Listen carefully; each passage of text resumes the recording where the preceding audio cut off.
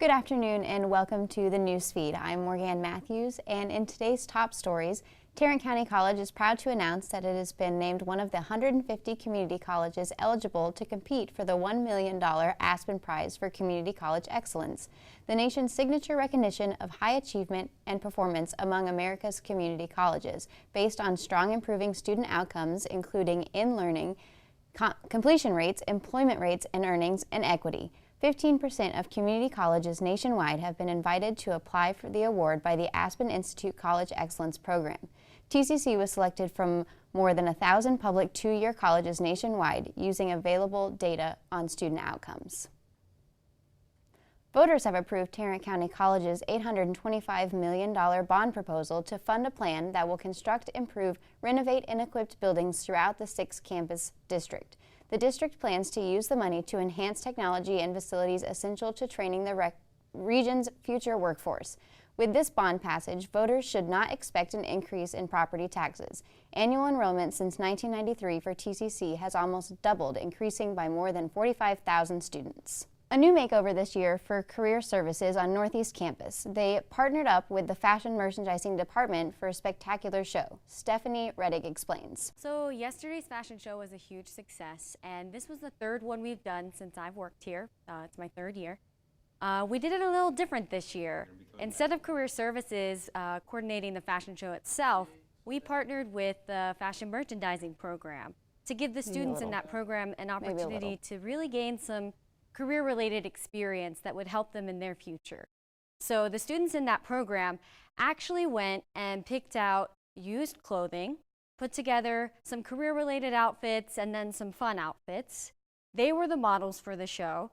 They decorated the stage, they decorated the entire room, they DJ'd for the show, they created the playlist, and then they ran the show itself.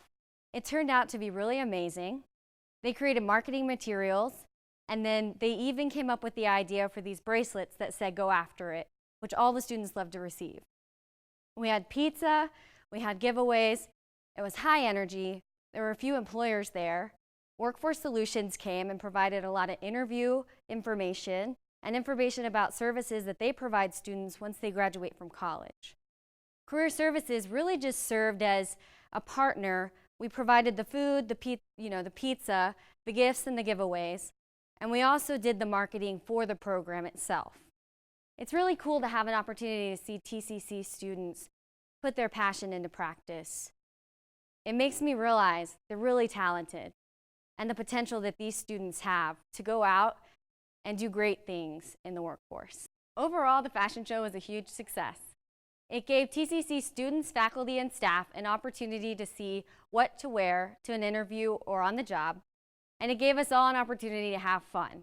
A tradition launched 28 years ago to educate the community about Native Americans continues at Tarrant County College with observances including National Traveling Exhibit, a lunch and learn event, storytelling, and musical performance. This month-long celebration during November supports the college's commitment to serving the community. For details about other TCC-sponsored events, including a historic bus tour and display of notable Native Americans and their career paths, please refer to the TCC online Native American Heritage Month calendar. Northeast Campus Photography Department hosted an event last week, and one of their highlights was on the Cyanotype printing process, also referred to as a blueprint. Associate Professor of Photography Ting Hung gives us a brief look. Last week on Halloween, we celebrated Dia de los Muertos, Day of the Dead, here at the photo department. We invited a community artist, Lizette Garcia, in to make sugar skulls with us, and our department has sponsored cyanotype fabric workshop. So cyanotype is a very interesting process from the 19th century. It's a sun-harnessed power photo paper that's coated on fabric.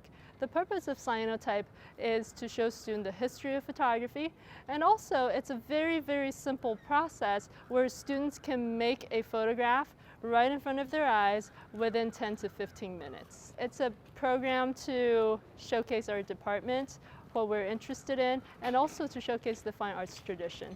The photo department offers all sorts of photo classes. We offer from analog, which is black and white, color film photography, and digital photography, studio photography, and every now and then we also offer 19th century large format photographic process here on TCC campus. We also have a gallery, it's called Neo Gallery, where we invite outside artists to come in to show their work and they give artist talks. We've recently remodeled our department. We now have beautiful hardwood floor, we have beautiful new furniture, and we have new iMac Pro computers in all of our digital classrooms. If you haven't been to our department, please come by. You know where to find me.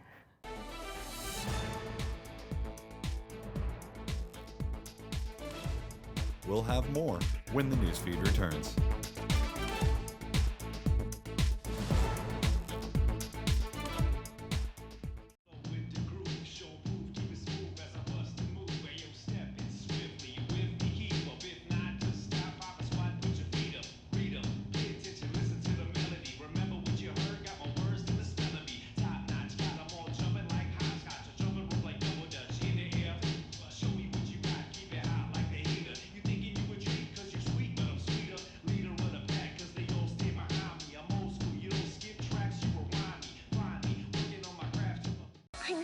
I'm a scientist. Recycling takes a team. Why don't you let me and me help you out? Everyone plays a part. Don't trash I love taking stuff apart and building new things out of it. what could be treasure. Pal's my most advanced android. This is awesome. You haven't seen anything yet. Give your cardboard box another life. Recycle. Everything starts out small. The things that hurt us, they all start from somewhere.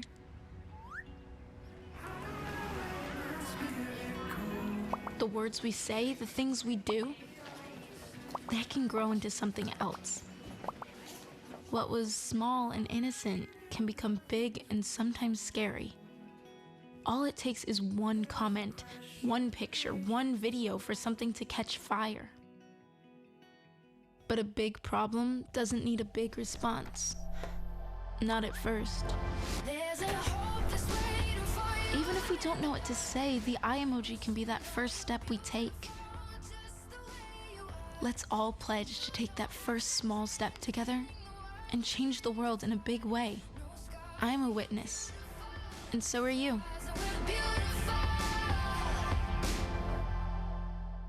The citizens of Fort Worth overwhelmingly voted in favor of a new multi-purpose arena for the community, Dickies Arena. It hopes to be an exciting state-of-the-art venue for events of all kinds. Dylan Santos has the details. The new Dickies Arena in Fort Worth is now open. It'll be the new home of the Fort Worth Stock Show and Rodeo, and it'll also host concerts and other large events. The City of Fort Worth and Trail Drive Management hosted the Dickies Arena grand opening on Saturday, October 26th. Dickies Arena is located in the Cultural District, just south of the Will Rogers Memorial Center complex. Dickies Arena replaces the aging Will Rogers Coliseum as the home of rodeo performances. Dickies Arena also replaces the Downtown Convention Center Arena for events such as concerts and graduations. Dickies Arena cost $540 million to build. In 2014, Fort Worth voters approved, funding $225 million of that. Fort Worth billionaire and stock show chairman Ed Bass funded much of the rest of the cost. He spoke at the opening about how long the planning process took. Ladies and gentlemen, this is an architectural drawing. It's a site plan. It says down here, WRMC Coliseum site plan. And over in this corner, it's a date, October 3rd, 1996. Now, ladies and gentlemen, this looks remarkably like. Architects designed Dickies Arena to allow for multiple configurations. In rodeo configuration, the large floor space allows for a seating capacity of 9,000 people. In basketball configuration, a smaller floor space allows for a larger seating capacity of 13,000 to 14,000 people. That's about 5,000 seats smaller than the standard NBA arena, but it was designed for rodeo first and foremost. Dickies Arena is larger than the 6,000-seat Will Rogers Coliseum. Started with the idea of expanding the Will Rogers Memorial Coliseum. Well, we expanded it all right on steroids. The arena features an elevated plaza and a pavilion to look down onto exhibit space. Inside, there are clubs on either end of the arena for suite and premium seating guests. There's a Texas Tavern on the main level featuring real whiskey. Concession stands feature Tex-Mex and barbecue in addition to standard concession fare. Fort Worth Mayor Betsy Price has high praise for the arena. It is gorgeous. Whether it's concerts, monster trucks, rodeo, whatever it is, gymnastics, it's gonna be fabulous. There are many events on the calendar already. Concerts include 21 Pilots, Super M, the Black Keys, George Strait, and more. Other events include Hot Wheels Monster Trucks, Harlem Globetrotters, Cirque du Soleil, AAC Basketball Championships, and the 2020 U.S. Gymnastics Championships. Guests in their seats will be able to watch live action on the floor in front of them or on the nation's second largest continuous video display. The first concert to be held here at Dickies Arena will be 21 Pilots on November 8th, and the 2020 Fort Worth Stock Show and Rodeo kicks off January 17th. Reporting in Fort Worth, I'm Dylan Santos. Fort Worth lit up its historic Pioneer Tower Wednesday night for the first time in nearly 40 years. The new lights mounted behind walls of new glass blocks from New Zealand are a part of a $4.7 million refurbishment of the tower that included reinforcing and repairing the 83-year-old structure. Standing more than 200 feet above the Will Rogers Memorial Center, the relighting was timed to coincide with the opening of the Dickies Arena next door in the city's cultural district. The man falsely accused of shooting 8 people at a homecoming party near Greenville last month plans to sue the Hunt County Sheriff's Office. Brandon Gonzalez said he doesn't want another innocent man to go through what he did. The Hunt County Sheriff's Office said Gonzalez was arrested based on credible information, but they later found new evidence that cleared his name. Even though he is now a free man, Gonzalez said the damage is already done. Texans voted to ban leaders from imposing any state income tax for the near future. That was one of the biggest decisions made during the Election Day Tuesday. Voters overwhelmingly passed Proposition 4 by a margin of 76 to 24. Now that it is approved, it will require a 2/3 majority in each of the Texas House and Texas Senate before lawmakers could call for a voter referendum on a state income tax. As of now, each chamber only needed a simple majority.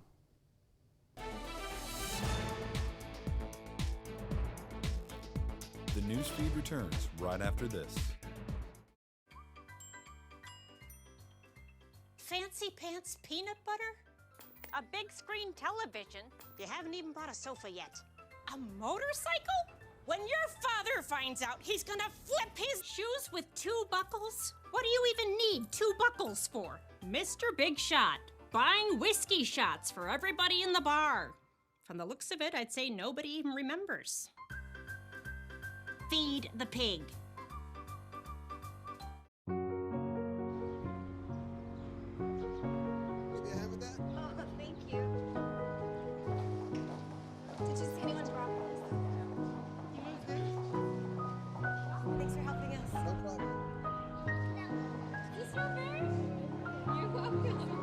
We do anything for kids.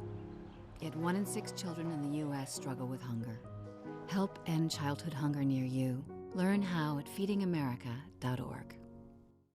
Hey, look, it's those guys.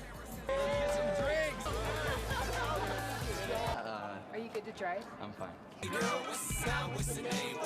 How many did you have? I should be fine. You should be? Go and step out of the vehicle for me. See ya, buddy. Good luck. So turns out, buzz driving and drunk driving, they're the same thing, and it costs around $10,000. So not worth it. Been arrested in the case of a New Hampshire couple found dead on a Texas beach last week. Adam Williams was found in Mexico and returned to Texas Wednesday night. Williams was wanted on felony theft charges. Investigators say he was seen driving a pickup truck that belonged to James and Michelle Butler. The couple was found buried in shallow graves on Padre Island Beach. Family and friends reported them missing on October 23rd. The couple had been traveling around the country since June 2018. Investigators say they plan to release more information about Williams' arrest and his connection to the case Thursday.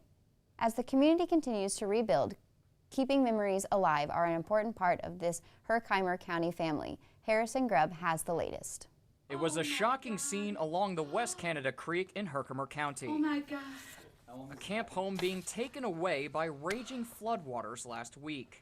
It was a property that's been a part of a family for several decades. My grandfather, Clarence, he bought it from the farmer whose property adjoined it, and he bought it in the 70s. Since then, the camp had turned into a summer destination for the family. Growing up, that was just, I went and spent the night there all the time with my grandparents. But now, the home at the camp is gone. This is what's left of the camp. Family members say it's a place where they've had plenty of memories. I would just go out and pick flowers for my grandmother or help her cook, or my grandfather and I would go out and take walks. We used to walk up to the farmer up at the end of the road and get fresh milk. Flood problems at the property didn't start until a little over a decade ago. Since my grandfather died, it never flooded while he was alive. And after he died, it flooded 4 times. And despite the sadness of losing the home, it's helped bring the family closer. Maybe the gift of it is that it's, the family has all been sharing memories about it. And so that's been kind of a nice little gift. It was really nice to really just think about of it in terms of our grandparents' legacy for us. Keeping the memories alive as the communities continue to rebuild.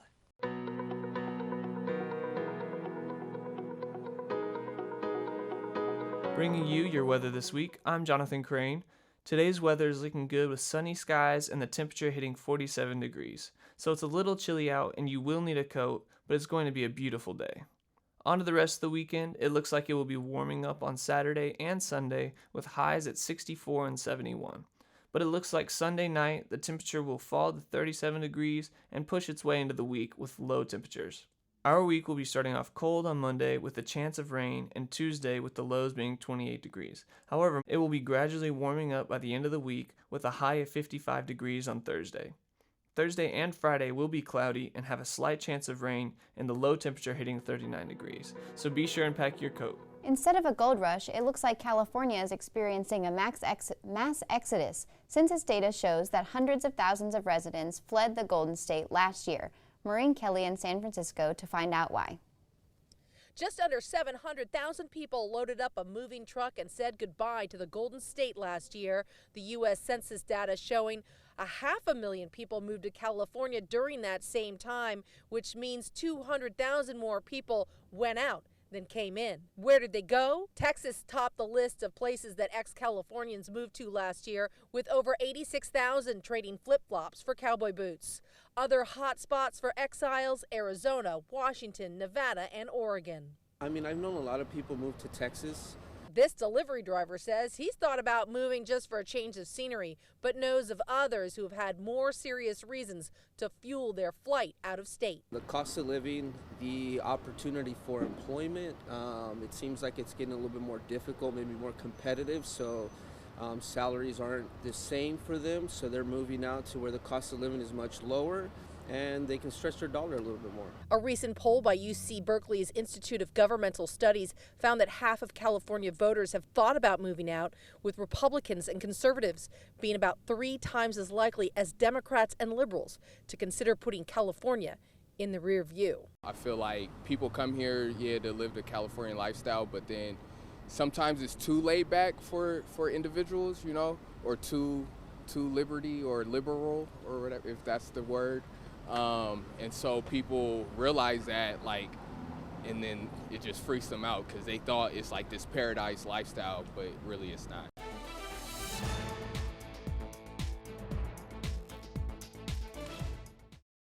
I'm Rudy Tempesta. I'm 92 years old. I fought in World War II. Then I came home, worked for the post office for 70 years. I've been getting Meals on Wheels, and I enjoy it. The most important thing about Meals on Wheels is you meet the people, which to me is fantastic. You need people to keep your brain moving. That's what life is about. It's love and having a conversation with people. These are cool. Did you, what did you?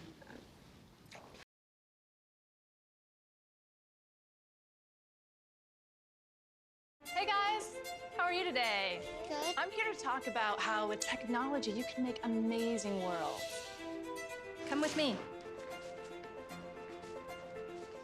My team and I bring the Halo world to life. Is that you? That is me.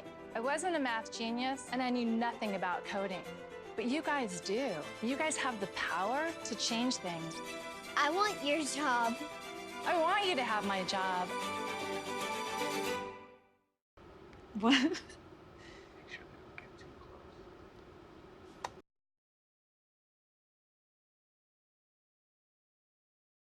150 over 90.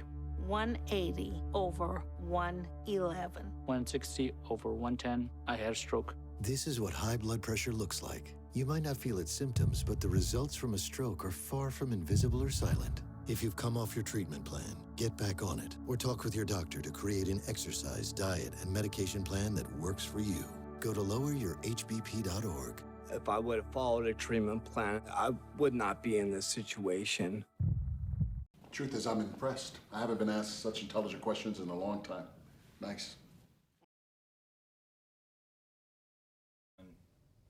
Two high school football players went head-to-head during a game in Texas Friday night, but they captured many people's hearts when they bonded after. As Braylee McCoy reports from Sherman, a picture of the moment that went viral.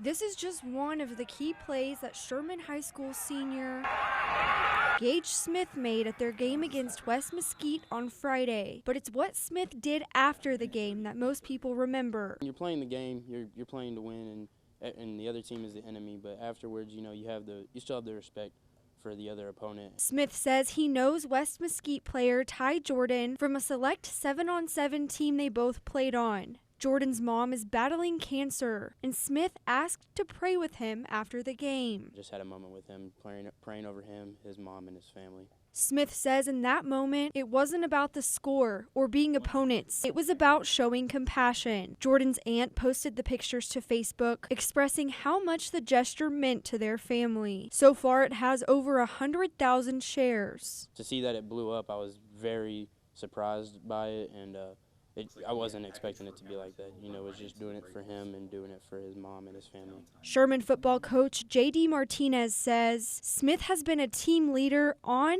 and off the field. He's a true leader, and he has compassion, and I think it follows through for a lot of our guys on our team. Martinez says his wife happened to capture the special moment, and she sent the pictures to Smith's mom, who passed them on to Jordan's family. Pretty special that kind of everybody gets to see really what he is. He's that type of kid all the time. It's just not in front of the cameras or anything like that. He's like that every day.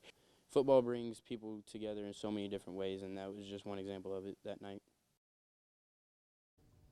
Video of a Florida 3-year-old is proving it's never too early to learn life-saving skills like CPR. As Arthur Mondale reports, it's definitely paying off. We're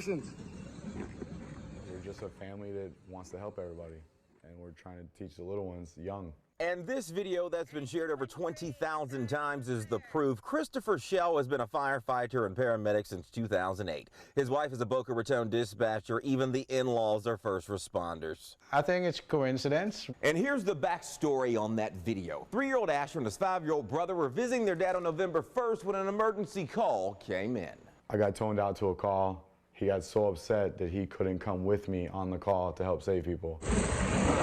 That's when he and his wife devised a plan 2 days later to stage a mock CPR drill, complete with their response via a Power Wheels fire truck, a real fire, a 10-pound trapped patient, and CPR. Check for a pulse to make sure the patient has a pulse and has a heartbeat. And I told him there is no pulse, start CPR, so he starts compressions. Check pulse.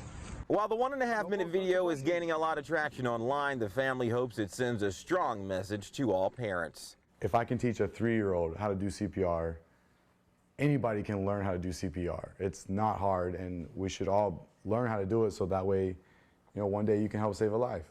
Arthur Mondale, WPTV, News Channel 5. Overdiagnosis of breast cancer means finding a cancer that might not grow bigger and kill you. You can cut your risk of dying from breast cancer nearly in half by getting regular mammograms. Most lives are saved when women start getting their mammograms at the age of 40. I see you mobbing over her. Let's go. Let's mob. Let's crawl. Let's crawl. Let's crawl. Hey, yo, we mobbing. Come on, girl. Let's crawl. Hey, yo, let's crawl. Boom. Hey, yo, let's crawl. Boom. Hey, let's crawl. Hey, yo, let's crawl. Boom.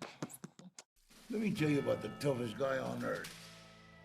He does the work of 2 jobs, but only gets paid for 1. Caregiving is tougher than tough. Find the care guides you need at aarp.org/caregiving.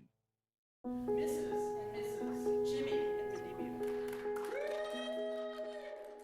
I came from 5 generations of teachers.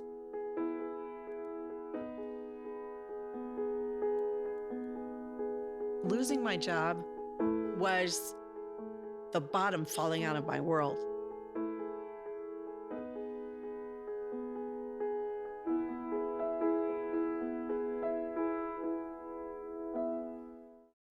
You made your house a reality. Homeschooling yourself on loans, color-coding listings, and flushing every toilet in a 20-mile radius. If you can ace house hunting, you can do it for retirement. Get on track with tips at aceyourretirement.org.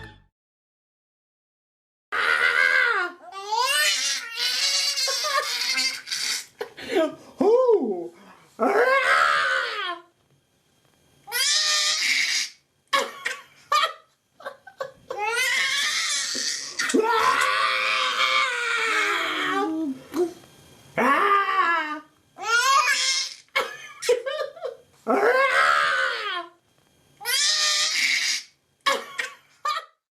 These are cool. Did you, what did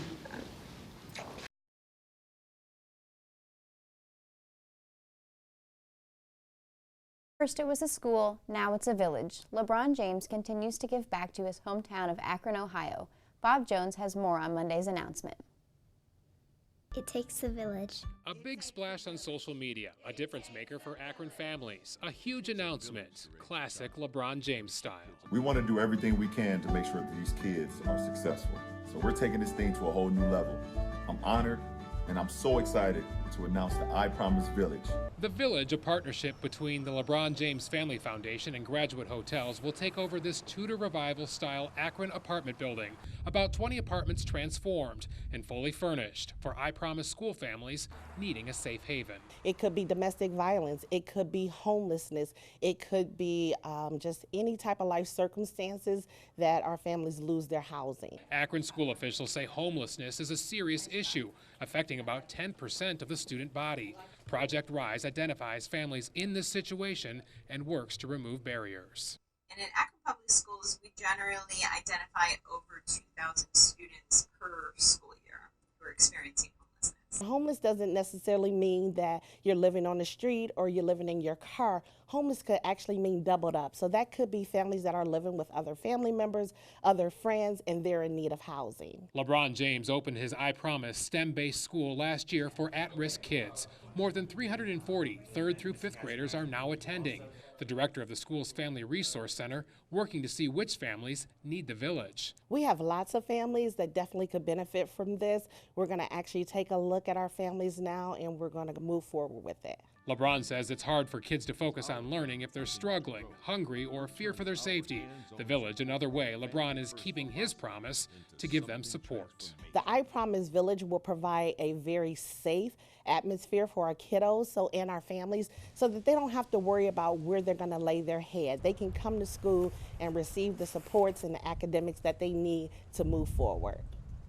Thank you for joining us on the news feed today. Again, I'm Morgan Matthews, and I hope that y'all all have a great weekend.